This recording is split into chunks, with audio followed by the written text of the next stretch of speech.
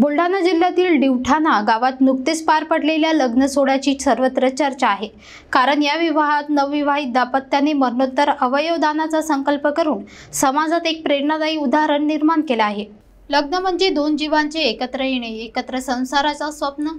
पण या नात्याला सामाजिक बांधिलकीची जोडी मिळाली तर असाच काहीसा भावनिक आणि प्रेरणादायी प्रसंग दिवठाणा गावात पाहायला मिळाला। बुलढाणा जिल्ह्यातील चिखली तालुक्यातील दिवठाणा या छोट्याशा गावातील विनोद इंगळे आणि कविता मोरे या नवविवाहित जोडप्याने आपल्या लग्नात अवयवदानाचा संकल्प करून समाजात एक वेगळा संदेश दिला आहे। 20 मे रोजी त्यांच्या लग्न सोहळ्यात मोठ्या थाटामाटात पार पडला। मात्र या विवाहाची खरी चर्चा सुरू झाली ती त्यांच्या घेतलेल्या संकल्पामुळे। विनोद इंगळे हे सामाजिक कार्यात सतत अग्रेसर राहिले आहेत। त्यांनी आपल्या जीवनात काहीतरी वेगळं करून समाजासाठी काही करायचं हे ठरवलं होतं आणि लग्नाच्या शुभ मुहूर्तावर त्यांनी पत्नी कविता सोबत मरणोत्तर अवयव दानाचा संकल्प केला। हा क्षण केवळ 2 व्यक्तींसाठी नव्हे तर संपूर्ण गावासाठी अभिमानाचा ठरला।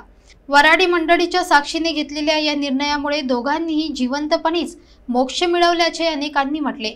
गावकऱ्यांनी या निर्णयाचे भरभरून कौतुक केले असून हा संकल्प अनेक नवदाम्पत्यांसाठी प्रेरणा ठरणार आहे हे नक्की। लग्न हे फक्त उत्सव नाही तर जबाबदारी आणि मूल्यांची जाणीव ही असावी हेच या जोडप्याने सिद्ध केलं आहे।